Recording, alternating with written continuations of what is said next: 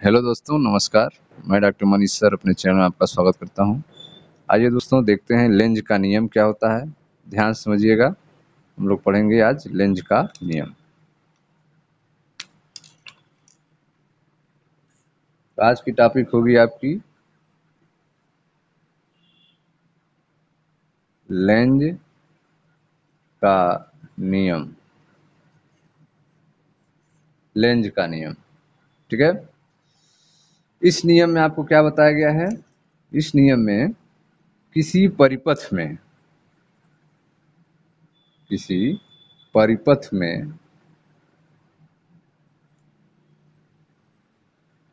प्रेरित विद्युत वाहक बल, किसी परिपथ में प्रेरित विद्युत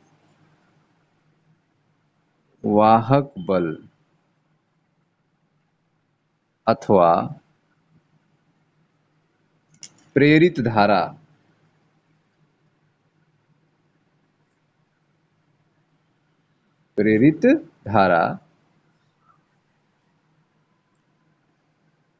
की दिशा सदैव ऐसी होती है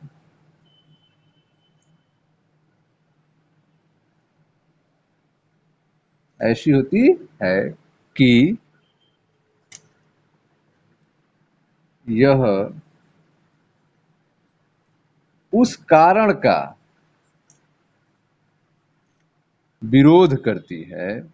यह उस कारण का विरोध करती है जिससे वह स्वयं उत्पन्न होती है। लेंज के नियम में क्या बताया गया है कि किसी परिपथ में प्रेरित विद्युत वाहक बल अथवा प्रेरित धारा की दिशा सदैव ऐसी होती है कि यह उस कारण का विरोध करती है जिससे वह स्वयं उत्पन्न होती है। जैसे यहाँ पे परिपथ दिया गया है, कुंडली है, परिपथ है, इसमें प्रेरित विद्युत धारा उत्पन्न हो रही है। और यह प्रेरित विद्युत धारा उत्पन्न कैसे होगी? प्रेरित विद्युत वाहक बल के कारण। प्रेरित विद्युत वाहक बल अथवा प्रेरित धारा की दिशा सदैव ऐसी होगी कि यह उस कारण का विरोध करती है जिस कारण से वह स्वयं उत्पन्न होती है। जैसे देखें यहाँ पर कुंडली में आप देख रहे हैं, इसकी व्याख्या हम फैराडे के प्रयोग से करेंगे। लेंज के नियम, किसी परिपथ में प्रेरित विद्युत वाहक बल अथवा प्रेरित धारा की दिशा सदैव ऐसी होती है कि यह उस कारण का विरोध करती है जिससे वह स्वयं उत्पन्न होती है। इसकी व्याख्या फैराडे के प्रयोग से किया जाएगा, ठीक है। इसमें हमने एक कुंडली लिया है, कुंडली आप देख रहे हैं, जिसमें यहाँ पे धारा मापी लगा हुआ है और एक चुंबक, ठीक है। चुंबक और कुंडली प्रयोग में अगर हम देखें कि जब चुंबक के उत्तरी ध्रुव को कुंडली के पास लाते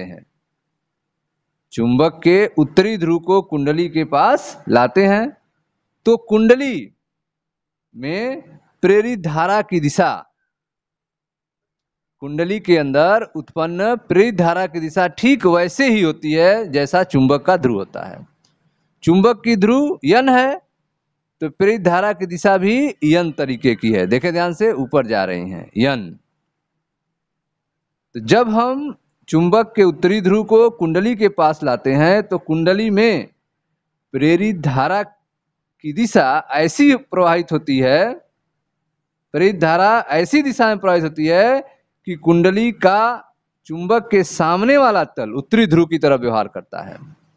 कुंडली का जो सामने वाला तल है यह उत्तरी ध्रुव की तरफ व्यवहार करता है, ठीक है। यन और यन, यह पास आते हुए चुंबक को दूर हटाने का प्रयत्न करता है। पास आते हुए चुंबक को दूर हटाने का प्रयत्न करता है, क्योंकि वह यन की तरह व्यवहार करता है और चुंबक भी यन आ रहा है, तो यन यन में प्रतिकर्षण होगा। यह पास आते हुए चुंबक को दूर हटाने का प्रयत्न करता है, अर्थात उसकी गति का विरोध करता है, उसकी गति का विरोध करता है। ठीक है, लेकिन जब चुंबक के उत्तरी ध्रुव को कुंडली से दूर ले जाते हैं तब क्या होता है? जब चुंबक के उत्तरी ध्रुव को कुंडली से दूर ले जाते हैं तो यह यश बन जाता है, अर्थात इसको आकर्षित करने लगता है। जब चुंबक के उत्तरी ध्रुव को कुंडली से दूर ले जाते हैं तो कुंडली में प्रेरित धारा की दिशा इस प्रकार होती है कि कुंडली के सामने वाला तल दक्षिणी ध्रुव की तरह व्यवहार करने लगता है। कुंडली का सामने वाला तल दक्षिणी ध्रुव की तरह व्यवहार करने लगता है। ठीक है, अतः यह अब जो है चुंबक को आकर्षित करने लगता है। तो जब चुंबक कुंडली के नजदीक आ रहा है तो जो सामने वाली कुंडली है वह ठीक उत्तरी ध्रुव की तरफ व्यवहार कर रही है, अर्थात जिसके कारण उत्पन्न हो रही उसी का विरोध कर रही है।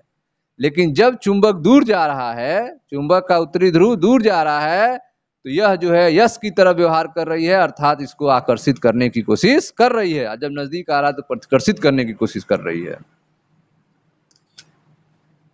ठीक है, अर्थात यह उसी गति का पुनः विरोध करती है। ठीक इसी तरह से जब चुंबक के दक्षिणी ध्रुव को, जब चुंबक के दक्षिणी ध्रुव को कुंडली के पास लाते हैं, ठीक है, तो यह भी यश की तरह बन जाती है। जब दक्षिणी ध्रुव यश को पास लाते हैं कुंडली की तरफ, तो कुंडली का, ठीक है, बहने वाली धारा की जो दिशा होती है वह ठीक यश की तरह हो जाती है और यह विरोध करने लगती है।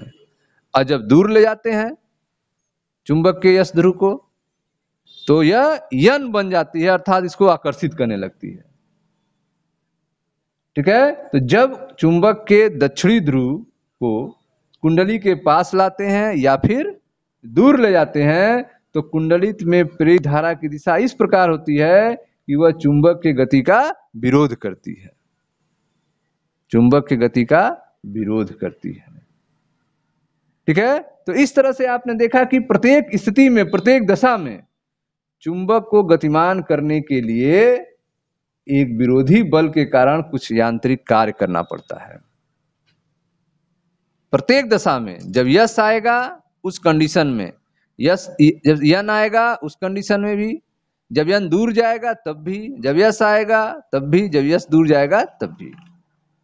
तो प्रत्येक दशा में चुंबक को गतिमान करने के लिए एक विरोधी बल के कारण कुछ यांत्रिक कार्य करना पड़ता है।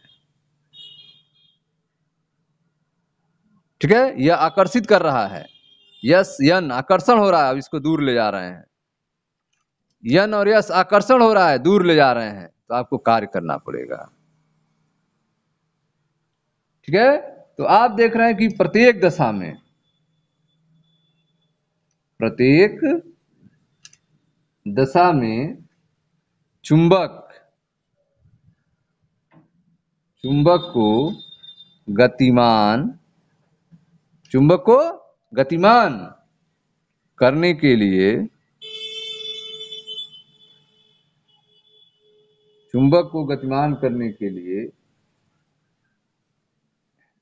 ठीक है, इस विरोधी,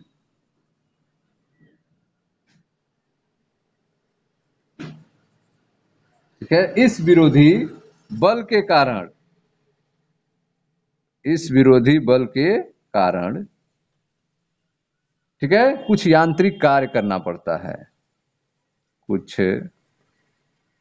यांत्रिक कार्य, ठीक है, कार्य करना पड़ता है। तो आप देख रहे हैं कि प्रत्येक कंडीशन में जब यन ध्रुव आए चाहे यश ध्रुव आए,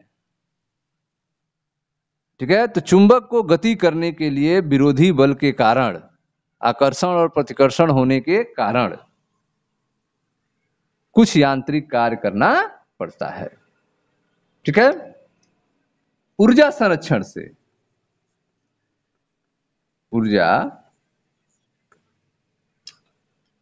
संरक्षण के नियमानुसार, ऊर्जा संरक्षण के नियमानुसार ठीक यही कार्य, ठीक यही कार्य हमें कुंडली में वैद्युत ऊर्जा, कुंडली में वैद्युत ऊर्जा मतलब ऊष्मा, वैद्युत ऊर्जा अर्थात ऊष्मा के रूप में प्राप्त होता है, के रूप में प्राप्त होता है। तो आप देख रहे हैं कि यहां पे कुछ कार्य करना पड़ रहा है और यही कार्य जो है कुंडली में हमें वैद्युत ऊर्जा अर्थात ऊष्मा के रूप में प्राप्त होता है।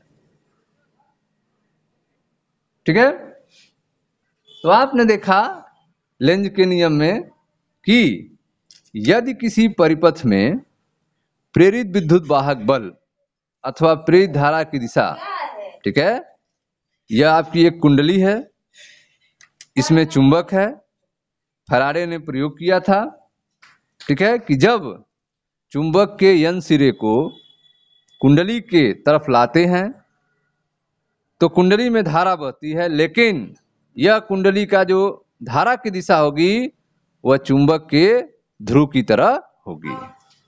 जब सामने लाएंगे तब यन है तो यन की तरह, यस है तो यस की तरह व्यवहार करेगा, लेकिन जब दूर ले जाएंगे तो ठीक उल्टा व्यवहार हो जाएगा, यन है तो यस की तरह व्यवहार करेगा और यस है तो यन की तरह व्यवहार करेगा। अर्थात किसी परिपथ में प्रेरित विद्युत वाहक बल अथवा प्रेरित धारा की दिशा सदैव ऐसी होती है कि यह उस कारण का विरोध करता है जिसके कारण वह स्वयं उत्पन्न होता है। प्रत्येक दशा में चुंबक को गतिमान करने के लिए इस विरोधी बल के कारण कुछ यांत्रिक कार्य करना पड़ता है। ऊर्जा संरक्षण के नियम से ठीक यही कार्य हमें कुंडली में वैद्युत ऊर्जा के रूप में प्राप्त होता है, ऊष्मा के रूप में प्राप्त होता है। ठीक है,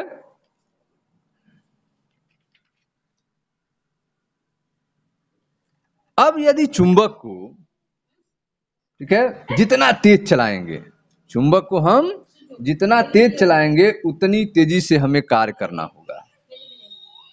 ठीक है, चुंबक को जितना तेज चलाएंगे उसे उतनी ही तेजी से कार्य करना होगा, अर्थात प्रेरित धारा भी उतनी प्रबल होगी। और यदि कुंडली किसी स्थान पर कटी हो, फटी हो, ठीक है, तो उस कंडीशन में परिपथ खुला होगा, तब चुंबक को चलाने पर धारा प्रेरित नहीं होगी। अगर कहीं पर कुंडली डैमेज होगी, कटी होगी, तो चुंबक को चलाने पर धारा प्रेरित नहीं होगी, लेकिन विद्युत वाहक बल प्रेरित होगा, लेकिन कोई कार्य नहीं होगा।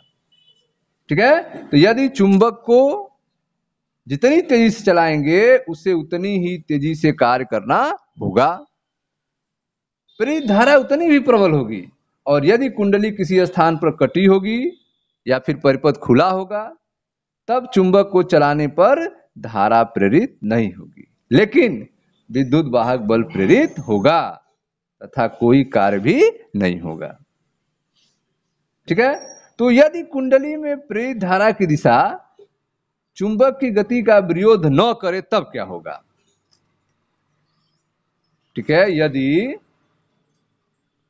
कुंडली में प्रेरित धारा की जो दिशा है वह चुंबक का विरोध न करे, उस कंडीशन में क्या होगा?